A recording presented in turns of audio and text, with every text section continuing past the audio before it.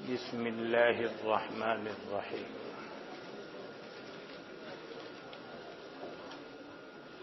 کل ذکر چلا تھا سور الکلاب کا، سور الکلب کا مسئلہ تھا نا۔ آج مسئلہ ہے سور الحرہ کا۔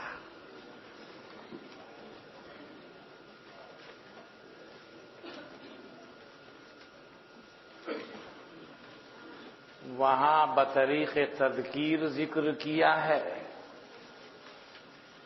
یہاں بطریق تانیث ذکر کیا جاتا ہے۔ حرۃ فیہ ما فیہ فتفکر،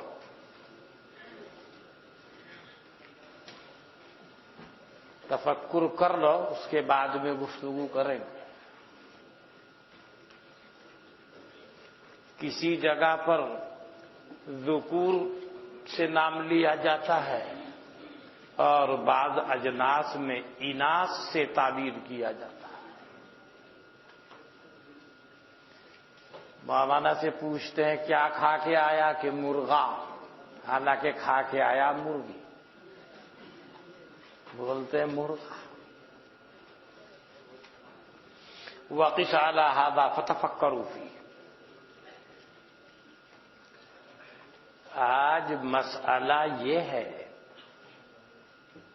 کہ بلی کا جھوٹا پاک ہے یا نہیں۔ قال الامام مالک علیہ الرحمہ والشافعی علیہ الرحمہ واحمد بن حنبل علیہ الرحمہ سور الحرۃ طاہر مطہر۔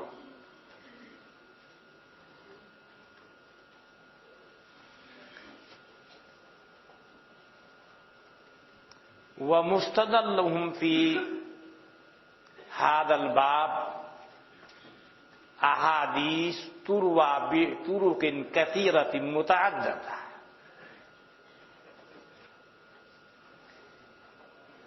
من تلک الحدیث روایت حمیدہ بنت عبید ابن رفاعہ عن کبشہ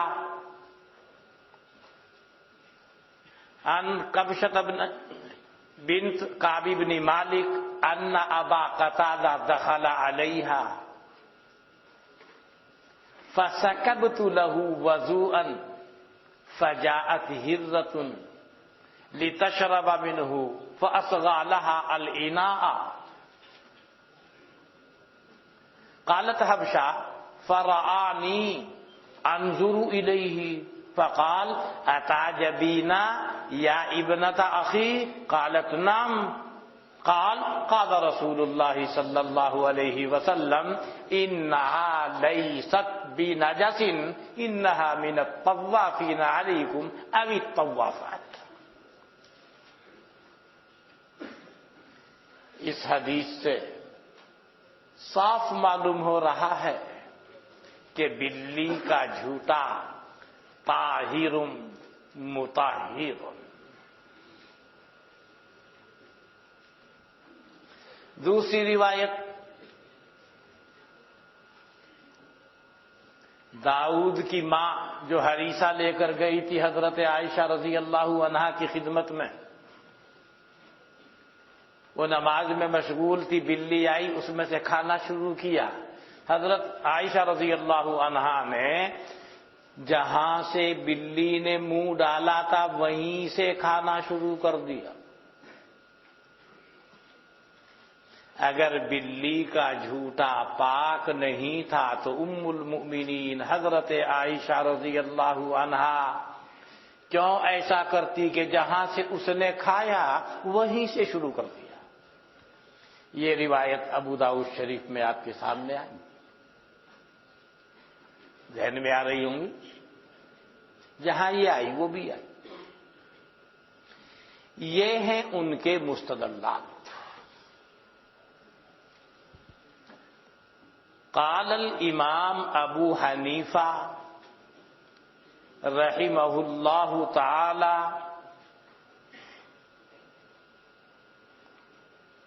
سور الحرۃ نجس اصالۃ. لماذا؟ لأن الحرۃ سبع من السباع. قال النبی صلی اللہ علیہ وسلم الحرۃ سبع او کما قال رواہ الدارقطنی. دارقطنی کی روایت ہے بلی درندہ ہے، اور درندوں کے جھوٹے کے بارے میں کیا ہے اس کی تفصیل عنقریب آپ کے سامنے آئے گی. ان کا جھوٹا ناپاک ہے. حنفیہ کے نزدیک یہ کیا ہے؟ درندہ ہے. درندے کا جو حکم ہوگا وہی بلی کا بھی ہوگا. نیز اذا بلغ الكلب في اناء احدكم فاغسلوه 7 مرات وَإِذَا وَلَغَتِ الْحِرَّةُ فَيُغْسَلُ مَرَّةً وَاحِدَةً. رواہ الترمذی وقال الترمذی هذا حدیث حسن صحیح.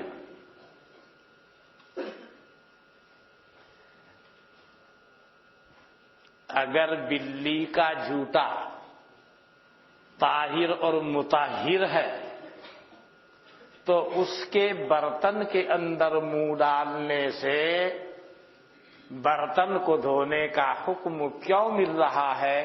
گو اس سلسلے میں وہ تشدید اور وہ تغلیظ نہیں ہے جو کہ کتے کے سلسلے میں اختیار کی گئی، جیسا کہ کل میں نے اس کے اسرار و حکم اور اس کے مسالے کے اوپر گفتگو کی تھی.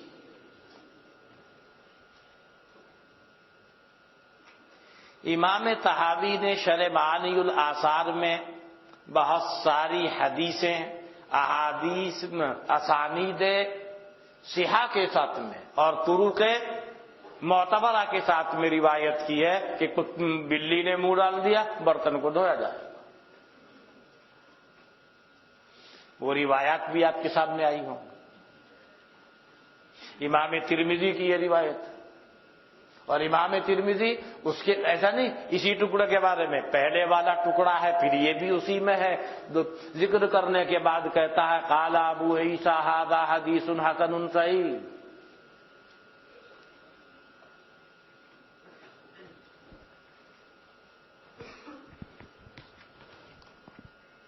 اب یہ مسائل ہیں.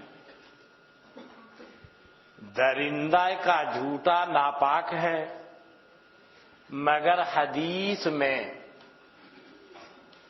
تھوڑی تخفیف کی گئی، جیسے حشرات الارض ہیں، گھر میں ایسے جانور رہتے ہیں، چوہا رہتا ہے، اس نے منہ ڈال دیا، کیا کہو گے؟ ناپاک ہو گیا. تخفیف کا پہلو اختیار کیا جاتا ہے. ہوا لگ جائے گی،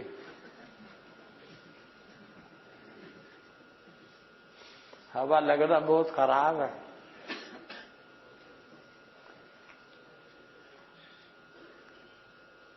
یہ فریقین کے مستدل ہیں جو میں نے آپ کے سامنے عرض کیے. اب وہ کہتے ہیں ہم نے جو مستدلات پیش کیے ہیں حضرت امام بخاری رحمت اللہ علیہ نے اس کی تصحیح کی ہے، بیہقی نے اس کی تصحیح کی ہے اور ان حدیثوں کو صحیح قرار دیا ہے. مستدل ہمارا بہت مضبوط ہے. صحیح فرما رہے ہیں امام بخاری نے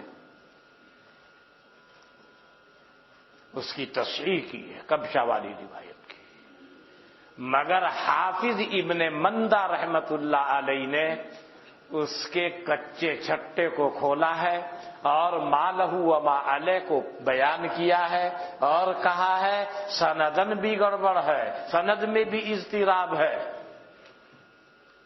ارے حافظ ابن مندہ نے کہا کہ یہ حمیدہ بنت عبید ابن رفاعہ کون ہے؟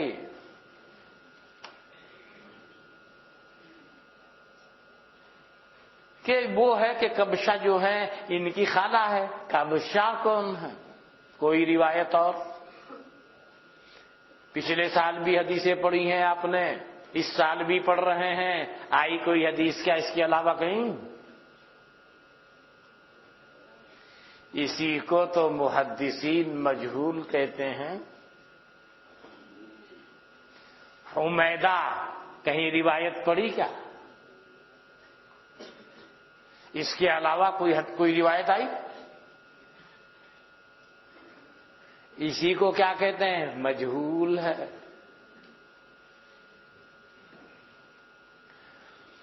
یہ دو عورتیں اس میں آ رہی ہیں، دونوں مجہول۔ راوی کے اندر اس طرح کی جہالت ہو کہ کہیں سے کہیں تک ان کا نام ہی نہیں آ رہا ہے کتب حدیث میں، کوئی روایت ذرا پیش کرنا مثال کے طور پر ایک بھی۔ کس کو کہتے ہیں پھر مجہول؟ مجہول اور مجہولہ کے سلسلے میں فیصلہ کیا ہے محدثین کا، وہ آپ جانتے ہیں۔ حافظ ابن مندہ رحمت اللہ علیہ نے جو گرفت کی ہے، جو اور علت بیان کی ہے، وہ صحیح کہہ رہا ہے۔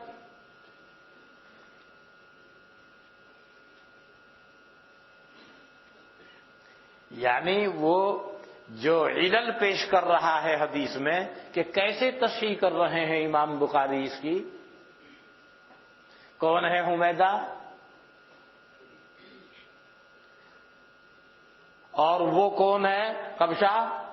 اتنا تو آپ جانتے ہیں کہ حضرت ابو قتادہ رضی اللہ عنہ بڑے صحابی ہیں اور بڑے فارسین میں ان کا شمار ہوتا ہے۔ ان کے صاحبزادے حضرت عبداللہ ابن ابو قتادہ ان کے نکاح میں تھی یہ۔ وہ پہنچے بیٹے کے گھر، بیٹا تو ہے نہیں، بیٹے کی بیوی ہے یعنی ان کی بہو، لہذا انہوں نے وضو کے لیے پانی رکھا۔ یہ بیٹھے وضو کرنے کے لیے، بلی نے ارادہ کیا اس میں سے پی لوں، انہوں نے باقاعدہ برتن کو جھکا دی، اس نے آرام سے پانی پیا، انہوں نے اپنا وضو کیا۔ وہ کبشہ کہتی ہیں وہ مجھے دیکھ رہے ہیں، کون؟ خسرو صاحب، خسر صاحب مجھے دیکھ رہے ہیں بڑے تعجب سے، کہنے لگے بھتیجی کیا تجھے تعجب ہو رہا ہے؟ کہ ہاں۔ یا ابنت اخی، یہ عرب کا دستور تھا، چھوٹے کو چھوٹی کو ابن اخی، چھوٹی ہے یا ابنت اخی۔ جیسے آج کل آپ لوگوں نے رواج ڈال رکھا، کوئی تھوڑا سا آپ کو بڑا مل گیا، انکل جی۔ وہ زمانے میں ہر علاقے میں ایک بات ہوتی ہے مشہور، تو ایسے ہی رواج تھا۔ اور اب تو اور تھوڑا ترقی کر کے کسی کو بھی آدمی کہہ دے ابا، اس کو اور زیادہ مہذب شمار کرنے لگے۔ اور انکل تو خوب بولتے، کہیں بھی آپ بیٹھے گے چاہے وہ آپ کے برابر کا ہی ہو، آپ کی تھوڑی سی داڑھی چمک رہی ہے، اس کے وہ نہیں چمک رہی ہے، آپ کو کہے گا انکل جی، چاہے آپ سے 2 سال بڑا ہی ہو، لیکن داڑھی نے آپ کو اتنا بڑا بنا دیا کہ وہ آپ سے کہہ رہا ہے انکل جی۔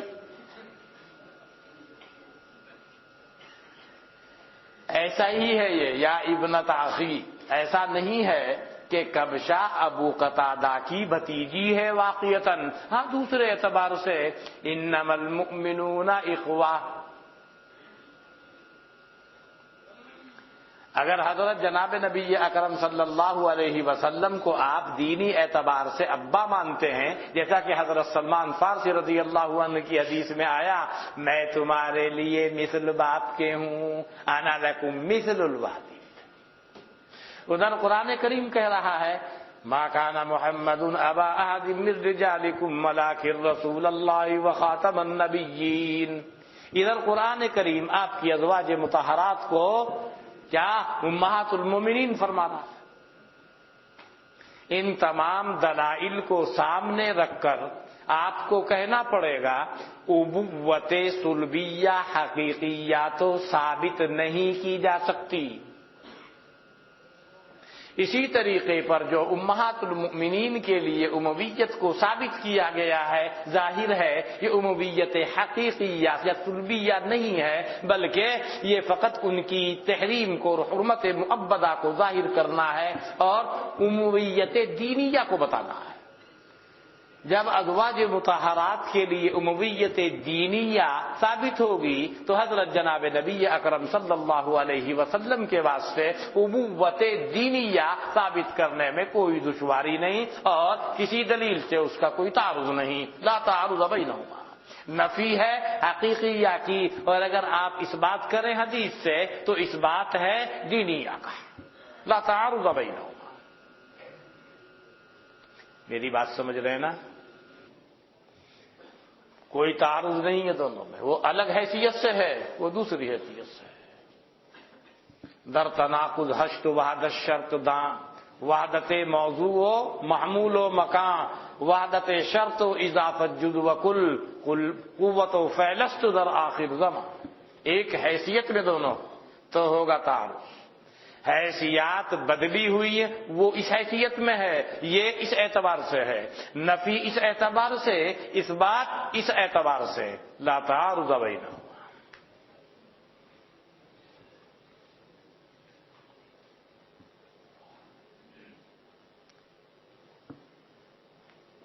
اب آپ غور فرمائیں، حافظ ابن مندہ نے جو اس کے اوپر جرح کی ہے اور جو کہا ہے، اور پھر وہ جو حریثے والا مسئلہ ہے کہ میری ماں کو بھیجا تھا ان کی مالکن نے ام داؤد کو، وہ کون ہے؟ اور کوئی حدیث؟ اور کوئی حدیث؟ اس میں تو راویات ہیں اور راویات مجہولہ ہیں، اس کا مدار ان دونوں پر ہے، اس کا مدار اس کے اوپر ہے۔ داؤد کی ماں وہ بیان کر رہی ہیں، وہ کون ہے؟ اور کوئی حدیث؟ وہ تو مجہول ہے۔ ابن مندہ نے گرفت کی، بیہقی وغیرہ اور امام بخاری نے جو ان احادیث کی تصحیح کی ہے، اس تصحیح پر نقد کیا ہے کہ نہیں، حدیث مجروح ہے، معلول ہے۔ اور انہوں نے جو کچا چھٹا کھولا ہے اس کا، وہ آپ کے سامنے میں نے پیش کر دیا ہے، یہ صورتحال ہے اس کی۔ آخر اللہ تعالیٰ جزائے خیر عطا فرمائے حضرات محدثین کو، بخاری کی بھی کتنی احادیث پر نقد کیا ہے، وہ الگ بات ہے، سب سے کم نقد بخاری کے اوپر ہے۔ اس روایت کو حضرت امام مالک رحمت اللہ علیہ نے موطا میں روایت کیا ہے، لیکن وہ موطا میں ہو یا کسی بھی جگہ پر ہو، یہ جو حافظ ابن مندہ نے جو علل اس کے اندر بیان کی ہیں اور جو اس کے اندر کوتاہی یا قصور پکڑا ہے، کہ اس سے معلوم ہو رہا ہے حدیث اضطرابات سے اور علل سے خالی نہیں ہے۔ جب صورتحال یہ ہے تو حضرت اب آپ ذرا اس پر غور فرمائیں، کیا ان احادیث سے استدلال کرنا صحیح ہے؟ اس کے علاوہ کوئی اور مال مسالہ ہو، کوئی اور مستدل ہو اس بات میں، اس باب میں، تو اس کو پیش کیا جائے۔ آپ اس کو پیش کریں گے، کبشہ والی روایت کو، ام داؤد والی روایت کو آپ پیش کریں گے، جس میں اسی میں یہ آ رہا ہے انہا لیست بنجاسین انہا من الطوافین علیکم او الطوافات۔ اور احادیث میں ڈھونڈیے، وہ نہیں ملے گا۔ حدیث میں آپ ڈھونڈیں گے تو آپ کو یہ ملے گا وَإِذَا بَلَغَتِ الْحِرَّةُ يُغْسَلُ الْإِنَاءُ مَرَّةً وَاحِدَةً، کہیں ملے گا مرتن او مرتین کما رواہ الطحاوی، کہیں ملے گا بلی درندہ ہے کما رواہ الدارقطنی۔ یہ سب روایات کیا بتا رہی ہیں؟ بتا رہی ہیں بلی کا جھوٹا، اسے طاہر کہنا، پاک کہنا بلا کسی کراہت کے طاہر ہے، مطہر ہے، محل تأمل ہو رہا ہے ان احادیث کی وجہ سے۔ البتہ اتنا ضرور ہے، بہرحال بلی سے بچنا ہے مشکل، کہیں کو بھی گھس جائے، ذرا سا سوراخ مل جائے، اسی میں کو پتہ بھی نہیں چلتا، سب گھر والے سو رہے ہیں، برتن میں گھس گئی اور برتنوں کی اب آواز شروع ہو گئی، گھر والے سمجھ رہے ہیں کہ جن آ گئے، جن نہیں بلی ہے، وہ اپنی کچھ چیزیں تلاش کر رہی ہے، ڈھونڈ رہی ہے، آپ سو رہے ہیں، وہ تو نہیں سو رہی ہے، اسے کچھ چاہیے، لہذا کہیں بھی جا کے گھستی ہے، پانی میں گھستی ہے۔ اور پہلے تو پانی اسی انداز پر رہا کرتے تھے، آج کل تو لوگوں نے انداز بدل رکھے ہیں، پانی اب تو وہ ٹنکی میں ہے، بلی کی بیچاری کی وہاں تک رسائی نہیں، پہلے تو برتنوں میں رہتے تھے۔ یعنی جیسے ہم کتابوں میں پڑھتے ہیں، ہمارے بچپن بالکل ایک دم وہی دستور تھا پورا کا پورا، گھروں کے اندر بھی، گھیروں کے اندر بھی برتن رکھے ہوئے ہیں، مٹی کے برتن عام طور سے ہوتے تھے، گھڑے ہوتے تھے، بڑے بڑے وہ ہوتے تھے، بڑی بڑی کنڈیں ہوتی تھی، ان میں پانی بھرا رہتا تھا، بوقت ضرورت پھر استعمال کرتے تھے، کنویں پہ سے لاتے تھے، عام طور سے سکے لایا کرتے تھے، نل ول نہیں تھے اس وقت، یہ تو پھر بعد میں شروع ہوئے، لیکن جب دارالعلوم میں آئے پڑھنے، یہاں تھا نل، یہاں نل تھے، کنواں بھی تھا، ملتری کا نل بھی تھا۔ بہرحال ان تمام احادیث اور دلائل پر غور کرنے کے بعد معلوم ہوتا ہے حافظ ابن مندہ نے جو کچھ بیان فرمایا ہے ان احادیث پر، کہ امام ابو حنیفہ رحمت اللہ علیہ کا مستدل اس سلسلے میں مضبوط ہے۔ قاعدے کا تقاضا تھا کہ سور الہرۃ غیر طاہر، لیکن الضرورات تبیح المحظورات، اس سے اعتراض، بچاؤ متعذر اور مشکل ہے، اس علت طواف کی وجہ سے تخفیف پیدا ہو گئی۔ کہا طاہر ہے کراہت کے ساتھ اور نہ ملے اس کے علاوہ تو استعمال کر لو، اس کے علاوہ اور پانی موجود ہے، چکر میں مت پڑو۔ پھر حنفیہ کے دو قول ہیں، ایک قول کراہت تحریمیہ کا ہے، کہا درندہ ہے، گوشت ناپاک ہے، اس کا تقاضا یہ ہے کہ وہ ہو، لہذا کچھ تخفیف آئی لیکن حرمت سے بدل کر کراہت کی جانب آئی تو کراہت تحریمی ہے۔ کچھ نے کہا تنزیہی ہے، ایک قول یہ ہے یہ اہون ہے لوگوں کے واسطے، کیوں؟ یہ تقوی اختیار نہیں کرتی چوہے وغیرہ کے سلسلے میں، متقی نہیں ہے، لہذا تنزہیہ، تنزہ نہیں ہے۔ اور اگر آپ کو معلوم ہے ابھی چوہا کھا کر کے آئی، فوراً پانی میں منہ ڈال دیا، اب تو کہنا پڑے گا پانی ناپاک ہو گیا۔ ہاں اگر کچھ دیر ٹھہری، لغسلھا فمھا بلعابھا، وہ اپنے منہ کو اپنے لعاب سے، لعاب دہن سے دھو لیتی ہے۔ چوہا کھایا اور زبان پھرائی ادھر ادھر تو کیا ہوا؟ جو اس کے اثرات تھے چوہے کے اور اس کے خون کے، وہ سب اندر چلے گئے، ختم ہو گئے۔ اس کے بعد میں پھر اس نے پانی کے اندر منہ ڈالا، اب وہ پہلے والا حکم نہیں ہوگا۔ چوہا کھا کے تھوڑی سی ٹھہری کہ بھائی ایک آدھ منٹ تھوڑا سا تقوی اختیار کر لوں. اتنی دیر میں اس نے اپنے منہ کا غسل کر لیا اپنے لعاب سے. اب کیا ہوا؟ اب ناپاکی کا حکم اس پانی پر نہیں لگے گا جس کے اندر اس نے منہ ڈالا ہے. اس روایت کو امام ابو داؤد نے بھی ذکر کیا ہے طوافین والی کو، اور امام نسائی بھی ذکر کر رہے موطا. امام بخاری نے ذکر تو نہیں کیا مگر اس حدیث کی انہوں نے تصحیح کی ہے. روایت حدیث صحیح ہے. اور بھی حضرات نے تصحیح کی ہے. حافظ ابن مندہ نے اس کے اوپر گرفت کی ہے اور یہ وجوہات اس کی پیش کی ہے. اور بات جتنی بھی کی ہے حافظ ابن مندہ نے بالکل قاعدے کے مطابق ہے جو اصول حدیث کا مقتضا اور قاعدہ ہے.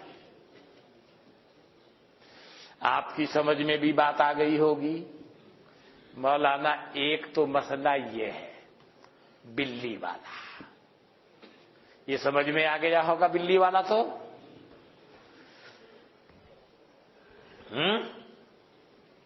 بلی کا مسئلہ آ گیا سمجھ میں. بلی کا بھی یہی ہے، بلے کا بھی یہی ہے. بلی ہو چاہے بلا ایک ہی حکم ہے. کتا ہو چاہے کتی یعنی کتیا، دونوں کا حکم ایک ہے. بس وہاں ذکر کیا تھا لفظ کلب سے یعنی مذکر سے، اور یہاں ذکر کر دیا مؤنث کے ساتھ لا باس فی. یہ تو تعبیرات ہوا کرتی ہیں. بعض جگہ تعبیرات جنس کی لفظ ذکر کے ساتھ چلتی ہیں اور بعض جگہ جو ہیں اناث کے ساتھ چلتی ہیں.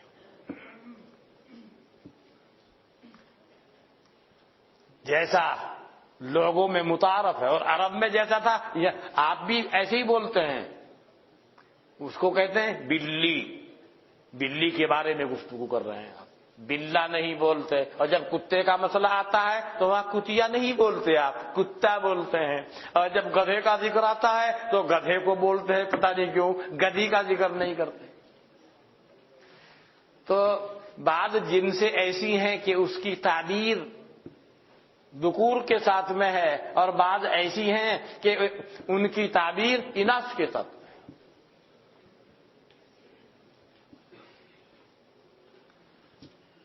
یہ تو مسئلہ ہوا کس کا؟ بلی کا. اور ایک مسئلہ ہے مولانا گدھے کا. گدھا دیکھا ہوگا گدھا.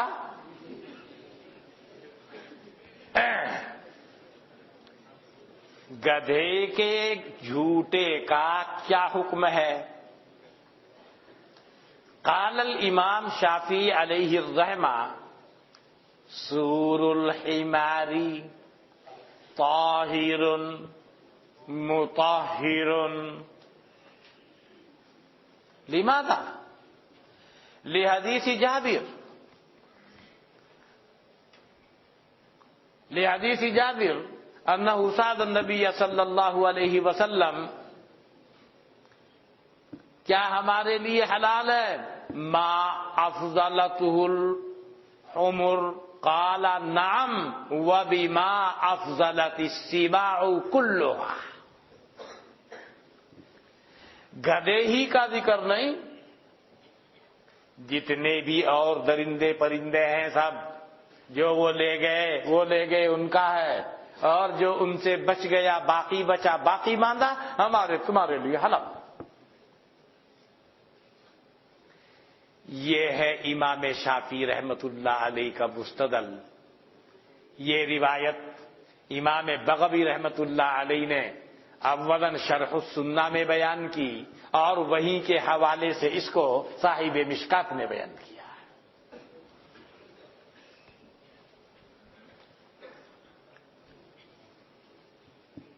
لہذا انہوں نے کہا گدھا، کچر، ان کا جھوٹا طاہر بھی ہے مطہر بھی ہے. پیو، وضو کرو، غسل کرو، لا باس فی. امام ابو حنیفہ رحمت اللہ علیہ نے فرمایا گدھے کا جھوٹا مشکوک ہے. گدھے کا جوتا مشکوک ہے. کیوں؟ ہم نے دیکھا کہ یہاں آثار، احادیث، دلائل، اقوال صحابہ میں تعارض ہے. سور کے بارے میں ہم نے دیکھا تو تعارض، گوشت کے سلسلے میں ہم نے دیکھا تو تعارض. آثار، دلائل، احادیث میں تعارض کی وجہ سے ہم کوئی فیصلہ کرنے سے قاصر رہے. ہم کوئی فیصلہ نہیں کر سکے کہ اس کو ہم ناپاک کہیں یا ہم اس کو طاہر و مطہر کہیں. لہذا اس کو کہا جاتا ہے مشکوک فی.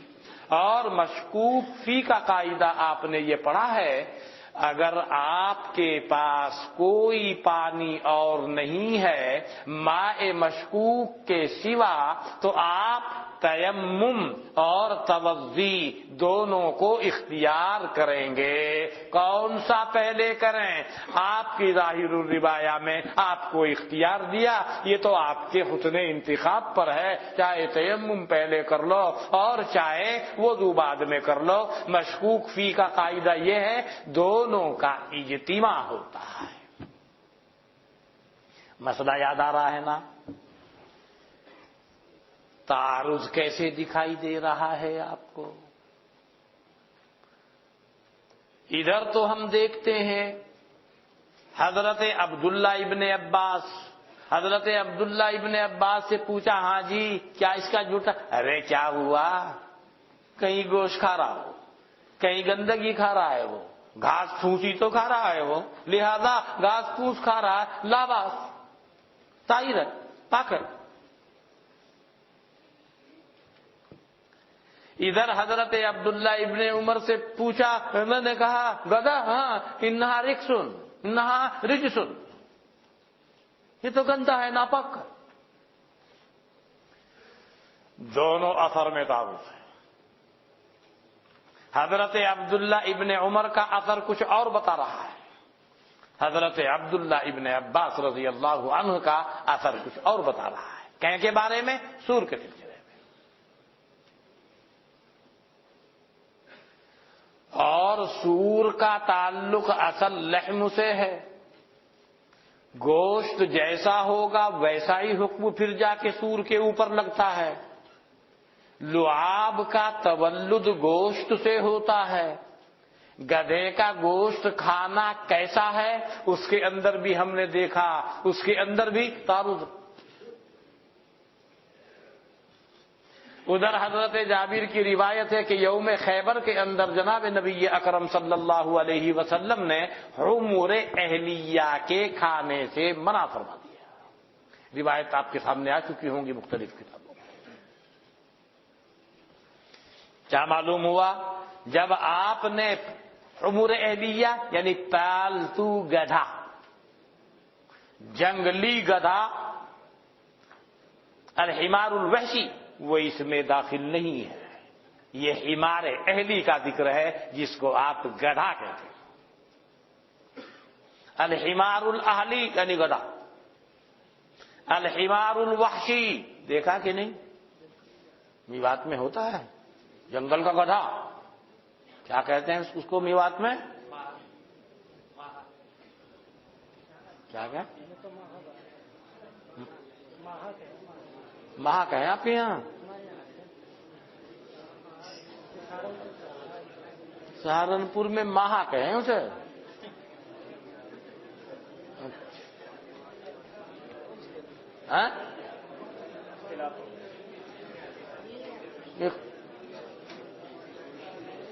اور یہ جو آپ دیکھتے ہیں روڑوں کے اوپر جس کو آپ کہتے ہیں نیل گائے، وہ کیا ہے؟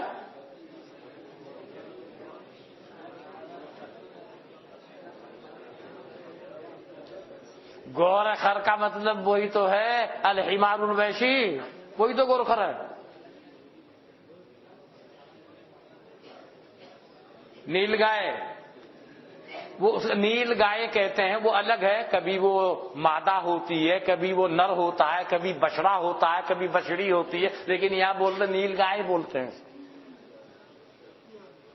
ان کے یہاں ماہا بولتے ہوں گے یا وہ کوئی اور چیز ہے وہ؟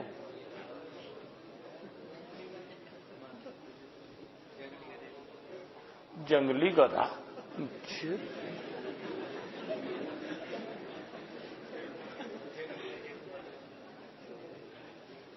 دیکھا نہیں آپ نے؟ ہاں؟ اچھا، بغیر دیکھے ہوئے ہی بات کر رہا ہے۔ الحمار الوحشی وہ حلال ہے، وہ حلال ہے، اس کا گوشت حلال ہے، اس کا سور بھی طاہر و مطہر ہے۔ یہ گفتگو چل رہی ہے الحمار الاہلی کے سلسلے۔ نیل گائے کھاتے ہیں نا لوگ، فتوا ہے نا سب کا جواز کا، کبھی کھائی؟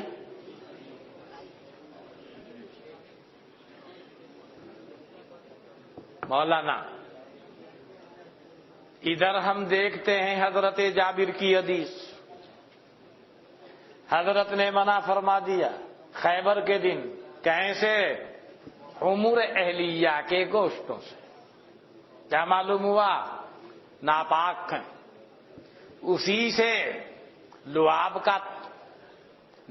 کا تولد ہوتا ہے، اسی لعاب کے توسط سے پھر سور کا مسئلہ سامنے آتا ہے۔ غالب ابن ابجر کی حدیث، ابو داؤد میں، وہ آخر میں جلد ثانی میں جہاں مطعومات کا ذکر کیا ہے، علت و حرمت کا، وہاں ذکر کیا کہ میں پہنچا حضرت کے پاس صلی اللہ علیہ وسلم، قحط کا زمانہ تھا، قحط پڑا ہوا تھا۔ میں نے کہا حضرت جی پریشانی ہے، اور میرے پاس اپنے اہل و عیال کو کھلانے کے لیے کچھ نہیں ہے، بس میرے پاس گدھے ہیں۔ آپ نے فرمایا کوئی بات نہیں، جا بڑھیا سا گدھا لے، اور بڑھیا سا گدھا لے کے اپنے گھر والوں کو کھلا، چل۔ ابو داؤد میں، مگر وہ یہاں نہیں، وہ جلد ثانی میں۔ کیا معلوم ہو رہا ہے اس سے؟ حلال ہے۔ وہ پہلی روایت کیا بتا رہی ہے؟ حرام ہے، ناپاک ہے۔ تو ہم نے گوشت کے سلسلے میں آثار پر، احادیث پر، روایات کے اوپر غور کیا، اس کے اندر بھی تعارض، سور کے اندر بھی، وہاں پر بھی دیکھا اس کے اندر بھی تعارض، اور ہم اس تعارض میں کسی ایک پہلو کو راجح اور ایک کو مرجوح نہیں کر سکے۔ تعارض تو بہت جگہوں پر ہوتا ہے، لیکن تعارض ہوتا ہے تو وہاں کچھ اصول اختیار کیا جاتا ہے، تطبیق کا پہلو اختیار کیا جاتا ہے، تطبیق کا پہلو نہ ہو سکے تو ترجیح کا پہلو اختیار کیا جاتا ہے، یا کسی کو مقدم اور مؤخر کا مسئلہ دیکھ کر کے ناسخ اور منسوخ کا مسئلہ سامنے لایا جاتا ہے۔ مگر بعض دفعہ ایسے حالات پیدا ہو جاتے ہیں کہ نہ وہاں تطبیق کی کوئی شکل، نہ ترجیح کی کوئی شکل، نہ تقدم و تأخر کے علم نہ ہونے کی وجہ سے، نہ کسی کے بارے میں یہ کہنے کا کوئی حق، اور ذہن میں یہ بات نہیں آ رہی ہے کہ ایک کو منسوخ ایک کو ناسخ کہہ دیا جائے۔ کہنا ہی پڑے گا بھائی ہم توقف کر رہے ہیں، ہم ادھر یوں ہے ادھر یوں ہے، ہمیں شک ہو رہا ہے، لہذا اسی کا نام رکھ دیا الماء المشکوک فیہ، یعنی گدھے کا جھوٹا کیا ہے؟ مشکوک ہے، مشکوک فی ہے۔ اچھا بھائی مشکوک ہے تو مشکوک کا حکم بھی بیان کر دیجئے کہ مشکوک کا حکم یہ ہے، اگر آپ کو اس کے علاوہ کوئی اور پانی ملتا ہے تو آپ اس کو بالکل استعمال نہیں کریں گے کیونکہ اس میں شک ہے، اور اگر کوئی پانی نہیں مل رہا ہے اس کے اوپر اکتفا بھی آپ نہیں کریں گے۔ کیوں؟ اگر اس کے اندر پہلو نکل آوے پاک ہونے کا، مطہر ہونے کا، تو پھر اس کا استعمال ضروری ہے، اور نہیں تو پھر اس کا استعمال جائز نہیں، اور آپ کے پاس دوسرا پانی ہے نہیں تو پھر آپ کے اوپر تیمم ضروری ہوگا۔ ہم کو شک پیدا ہو گیا اس باب میں، لہذا ہم نے کہا دونوں کو جمع کیا جائے گا، تیمم بھی کیا جائے گا صورت مذکورہ میں اور وضو بھی کیا جائے گا۔ مقدم کس کو رکھیں؟ اس کو رائے مبتلا بھی پر چھوڑ دیا، آپ چاہے پہلے تیمم کر لیں بعد میں وضو کر لیں، وہ آپ کی ثواب دید پر ہے۔ لہذا اگر کہیں حدیث میں آئے اگر اس کا جھوٹ ٹھیک نہیں بھائی، یہ تو انہا رکسن، یہ یعنی گدھے، ان کا گوشت یہ تو گندے ہیں یعنی ناپاک ہیں۔ علامہ سندھی رحمت اللہ علیہ نے اس کے اوپر حاشیہ لکھتے ہوئے کہا کہ گوشت کی نجاست اس بات کو بتا رہی ہے کہ اس کا چمڑا بھی دیباغت سے پاک نہیں ہوگا۔ اب یہ میری سمجھ میں نہیں آیا حضرت ایسے کیوں فرما رہے ہیں؟ وہاں پر تو یہ ہے کہ کل ایہاب دبغ فقط طہر الا جلد الخنزیر، اور بعض لوگوں نے کہہ دیا کل جب جہاں پر بھی چمڑے کے اندر دباغت کی صلاحیت موجود ہے اور دباغت دے دی گئی، چمڑا پاک ہو گیا۔ لکھا ہوگا حاشیے مولانا عبید اللہ صاحب، سندھی صاحب۔ یہ بلی کے بعد گدھے کا مسئلہ ہے۔ گدھے کے مسئلے میں کیا حکم ہوا آپ کے سامنے آ گیا۔ حضرت امام شافعی رحمت اللہ علیہ اس کے اوپر اٹل ہیں کہ طاہر مطہر، دلیل پیش کی انہوں نے۔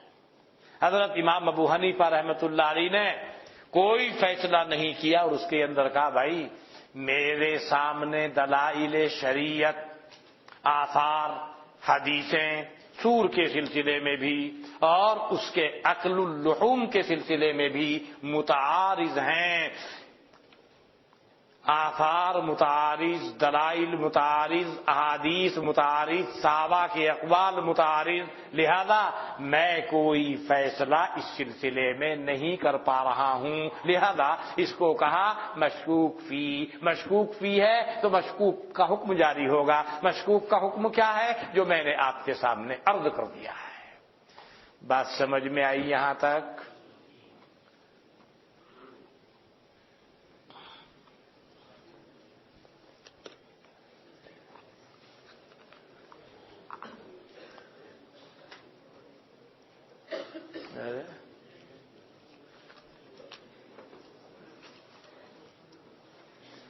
والدہ کی طبیعت علیل ہے، اللہ تعالیٰ شفا عطا فرمائے۔ بہنوئی کی طبیعت اللہ تعالیٰ شفا عطا فرمائے۔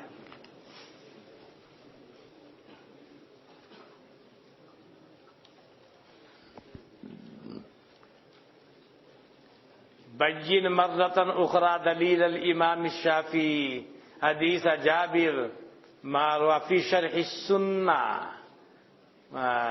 على ان سود الحمار طاہر انا اتوضأ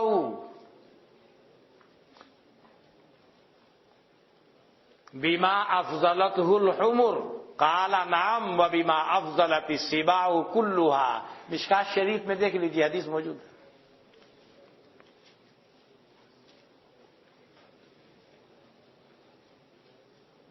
مرتن اخرى یہ بھی وہی پوچھ رہا ہے، مشکات شریف میں دیکھ لو اس حدیث کو۔ ہمار اہلی حرام کیوں ہے، ہمار ویشی حلال کیوں؟ واہ واہ، وہ حضرت جناب نبی اکرم صلی اللہ علیہ وسلم کا ارشاد ہے۔ وہ ایک کو حرام کر دیا ہے، ایک کو حرام نہیں کیا۔ آپ جیسے محدث ہو کر اس طرح کی بات کریں یہ تو ٹھیک نہیں ہے نا۔ جس طرح آپ صلی اللہ علیہ وسلم کا نام مبارک آنے پر سامعین درود پڑھتے ہیں، کیا صحابہ کرام کا نام آنے پر سامعین رضی اللہ تعالیٰ پڑھ سکتے ہیں انما الاعمال بالنیات؟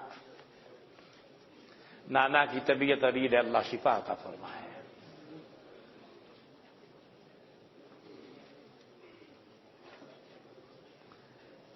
کیا مقدمہ ابن الصلاح پر حافظ ابن حجر کی طرح حافظ عراقی نے بھی نکت لکھا ہے؟ نہیں، وہ حافظ عراقی جو ہے وہ ان کی کتاب کا نام اور ہے، یعنی انہوں نے بھی اس پر کام کیا ہے مگر اس کا نام نکت نہیں ہے۔ وہ تو وہ مقدمے کی شرح کی ہے اور انداز پر، اور نکت جو نام ہے وہ حافظ ابن حجر کی کتاب کا ہے۔ میرے خیال میں آپ نے دیکھی نہیں ہوگی النکت، میرے پاس ہے النکت، اور وہ حافظ عراقی کی جو وہ ہے وہ بھی ہے میرے پاس۔ اگر آپ کو شوق ہے تو 1 بجے آنا، رات کو میں دکھاؤں گا۔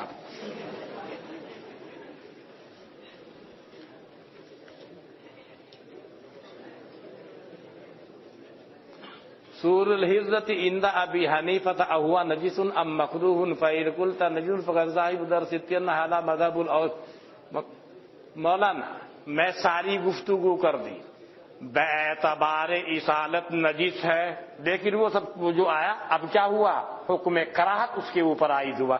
ساری گفتگو سننے کے بعد پھر تو ایسا سوال نہیں کرنا چاہیے۔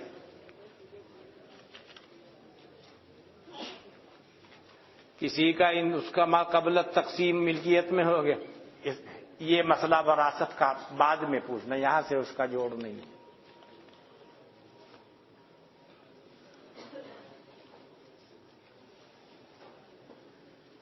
صاحب درس ترمذی نے حمیدہ کبشہ کے مجہول ہونے کے قول کی تردید کرتے ہوئے کہا حق یہ ہے کہ یہ اعتراض درست نہیں۔ حافظ ابن حبان نے دونوں کو ثقات میں شمار کیا ہے۔ حافظ ابن حجر نے تلخیص الحبیر میں ان کی کوئی روایتیں بھی نقل کی ہیں۔ مولانا دیکھیے، حافظ ابن مندہ نے جو کھول کے لکھا، کوئی حدیث کہیں ہے کیا ان کی؟ اس کا جواب دیجیے، جو اس کی جرا کیا ہے، مجہول ہیں، حدیث دکھاؤ کوئی اس کے علاوہ۔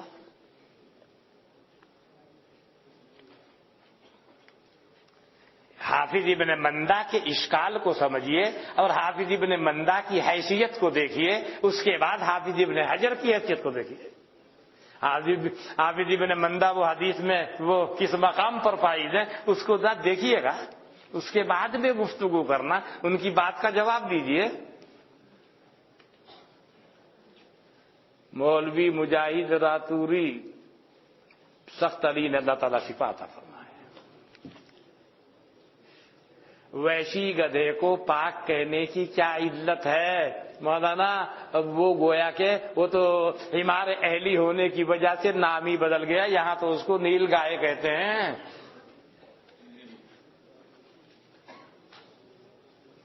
ایک بچہ کہہ رہا ہے میری طبیعت خراب ہے، اللہ شفا عطا فرمائے۔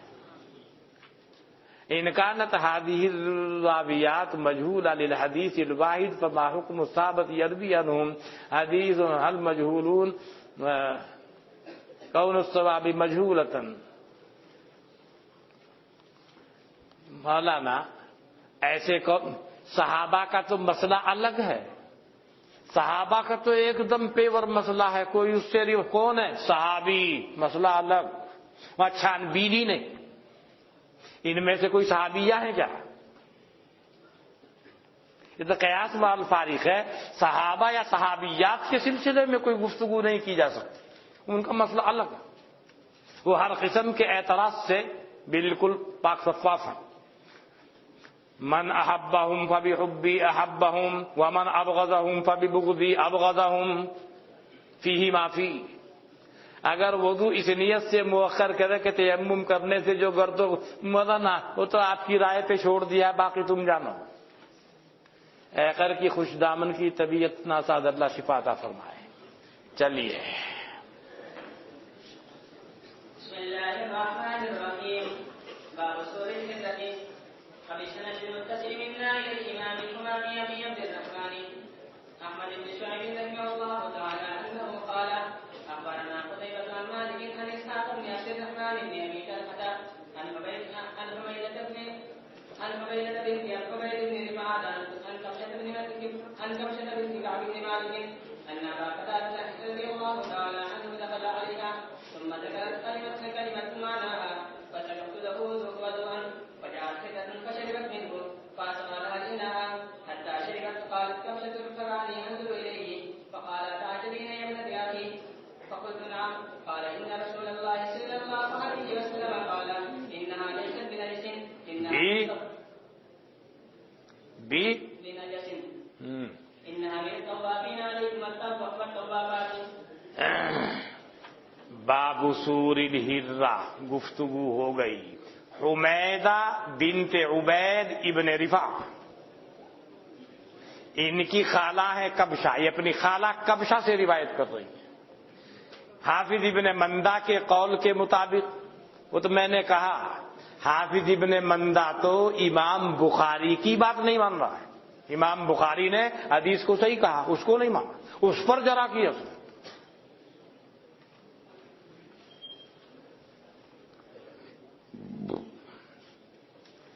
وہ نزہۃ النظر میں دیکھا ہوگا حافظ ابن حجر کو حافظ ابن مندہ کا نام لیتے ہوئے وقتاً فوقتاً کتاب میں، وہ ہے حافظ ابن مندہ.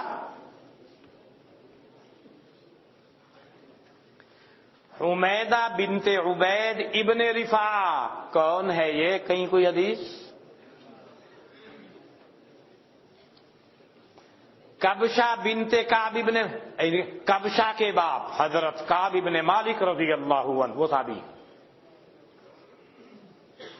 کبشہ بنت کعب یہ کون ہے؟ ان کی بیٹی، ٹھیک ہے ان کی بیٹی ہے صحابی کی، مگر کوئی اور روایت حافظ ابن مندہ کا مجہولہ کہنا اس کے اوپر وہ ٹھیک ہے. خیر کیا کہتی ہیں کہ حضرت ابو قتادہ دخل علیہا، اس کے پاس آئے. کس کے پاس؟ کبشہ کے پاس. کیوں آئے؟ وہ بیٹے کی بیوی ہے. حافظ ابن مندہ کا تھوڑا سا تعارف کرا دیجئے کہ وہ کس صدی کے ہیں، کس مسلک کے آدمی ہیں. مسلک کس کے؟ لیکن حدیث میں بہت نزہۃ النظر میں جگہ جگہ نام ہے، جہاں ان کا نام ہے وہ میرا جو حاشیہ ہے اس کے اوپر عربی میں وہیں دیکھیے، وہیں نیچے تعارف ملے گا اس کا. تھوڑا سا کتاب بھی دیکھ لیا کرو. نزہۃ النظر پر عربی میں میرا حاشیہ بھی ہے. نزہۃ النظر کی بڑی مبسوط مفصل اردو میں شرح بھی ہے میری، بہت مبسوط. ابھی سے نام بتاؤں. خیر ابو قتادہ اس کے پاس آئے. اصل میں آئے تھے بیٹے کے مکان پر، بیٹا ہے نہیں تو یہ ملی. کون ملی؟ بہو. ثم ذکرت کلمتن، پھر کبشہ نے ذکر کیا ایک کلمے کا، یعنی کچھ بات کہی. کیا معنی ہے؟ یعنی کبشہ جو کہنا چاہ رہی ہیں کیا معنی ہے اس کلمے کے؟ فَسَكَبْتُ لَهُ وَضُوءًا، میں نے رکھ دیا ان کے لیے وضو کا پانی. وضوءً ماء الوضو، وہ پانی کے جس کے ذریعے سے وضو کیا جائے میں نے رکھا. کیوں؟ اس سے معلوم ہوا اب تو وہ آئے ہیں بیٹے کے گھر میں بحیثیت ضیف کے ہیں، اور یہ جو ہیں گھر والے یہ کبشہ یہ مضیفہ کے درجے میں ہے. مضیفہ یعنی میزبان اور ضیف مہمان. تو ابو قتادہ بحیثیت ضیف کے ہیں، یہ بحیثیت مضیفہ کے ہیں. اور من کان یؤمن باللہ والیوم الآخر فلیکرم ضیفہ، تو لہذا ویسے بھی شوہر کے ابا ہیں اور ویسے بھی مہمان ہیں، لہذا اکرامن وضو کا پانی رکھا.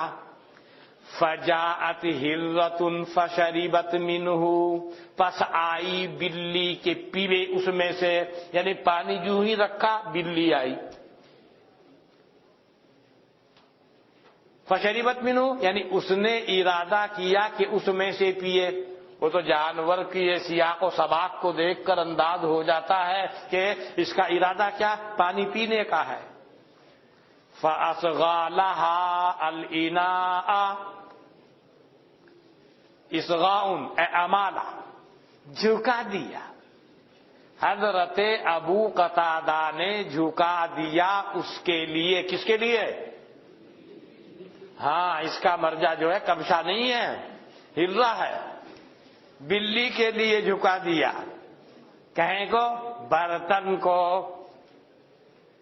الاناء مفعول بھی ہے، کہیں کا؟ اصغا کا۔ حضرت ابو قتادہ نے جھکا دیا بلی کے لیے برتن کو، حتی شربت، یہاں تک کہ بلی نے پی لیا۔ مولانا، اس سے ایک مسئلہ مستنبط ہوتا ہے، اگر ضیف کو مضیف کی اجازت کے بغیر قرائن کے ذریعے سے یہ معلوم ہو کہ اگر میں کسی اور کو ان کی چیز کھلا پلا دوں تو دلالتاً ان کی جانب سے اجازت ہے، ان کو کوئی اعتراض نہیں ہوگا، تو یہ جائز ہے۔ جیسا کہ یہاں اس سے مترشح ہو رہا ہے، مستنبط ہو رہا ہے، حضرت ابو قتادہ ضیف کی حیثیت میں ہیں، انہوں نے پانی لا کر دیا، مضیفہ نے وضو کرنے کے لیے، بلی کو پلانے کے لیے نہیں۔ کیوں؟ انہیں معلوم تھا، انداز تھا حالات سے، اگر میں بلی کو پلا دوں تو اس کو مضیفہ کو کوئی اشکال، کوئی اعتراض نہیں ہوگا کہ ہمارے پانی کو خرچ کیوں کیا۔ مسئلہ سمجھ میں آیا؟ حتی شریبت، یہاں تک کہ بلی نے پانی پی لیا۔ قالت کبشتو، کبشہ کہتی ہیں، فرعانی انظر الیہ، مثلا جب آدمی کو کسی کی بات پر تعجب سا ہوتا ہے تو بڑے غور سے اسے دیکھا کرتا ہے، تو وہ محسوس کر رہے ہیں کہ میں ان کی طرف دیکھ رہی ہوں، وہ سمجھ گئے شاید اس کو تعجب ہے، استعجاب ہے کہ یہ کیا کر رہے ہیں، بلی کو پلا رہے ہیں۔ پس دیکھا انہوں نے مجھ کو کہ میں دیکھ رہی ہوں ان کی جانب، انہوں نے مجھے دیکھا، میں ان کی طرف دیکھ رہی ہوں، یعنی ادھر کو چونک رہی ہوں۔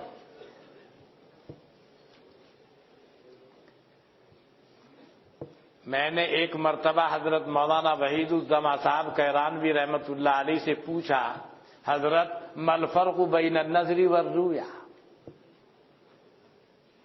جب میں پڑھتا تھا تو میں نے پوچھا ان سے، انہوں نے کہا نظر کے معنی کسی کو دیکھنے کی کوشش کرنا اور اپنی کوشش میں کامیاب ہو جانا، اس کو رؤیت کہتے ہیں، لہذا کہا جائے گا نظرت الی الہلال فرأیتہ۔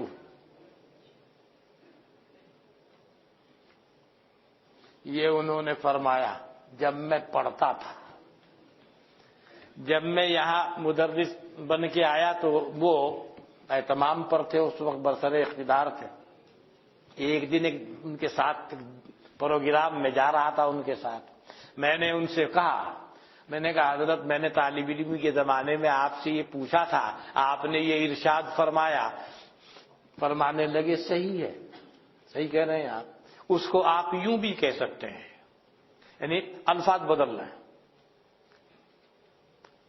مرئی کے تتبع کو نظر، اس کے وجدان کو رؤیت کہتے ہیں۔ میں نے کہا حضرت کوئی تو فرق ہے نہیں، بس وہی سلم اور مسلم کا فرق ہے، کوئی فرق نہیں ہے، ایک ہی مطلب ہے دونوں۔ اس وقت یہ الفاظ انہوں نے بولے،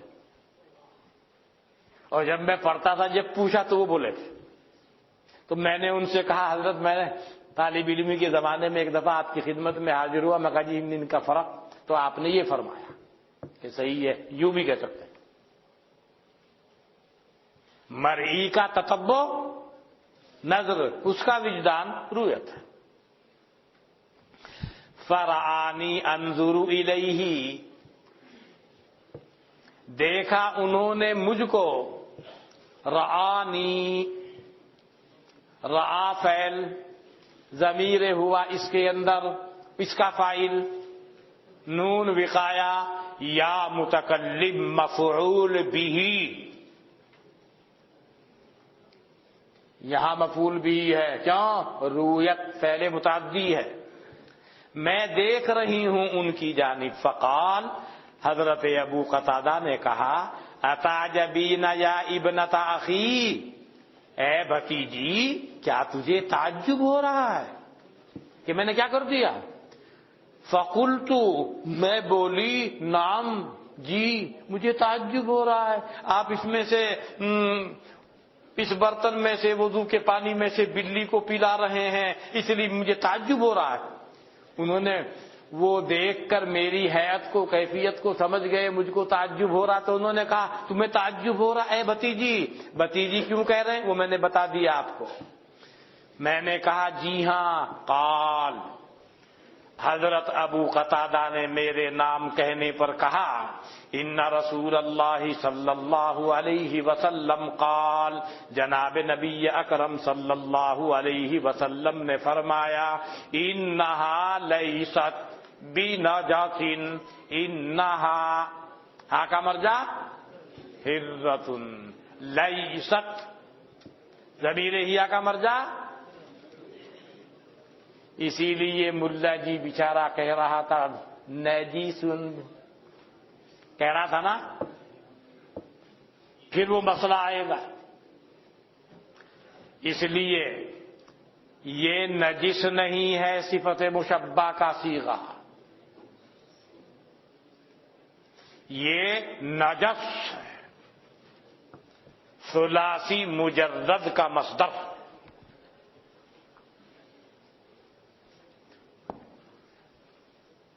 ثلاثی مجرد کا مصدر فعال کے وزن پر بھی آتا ہے، فعال۔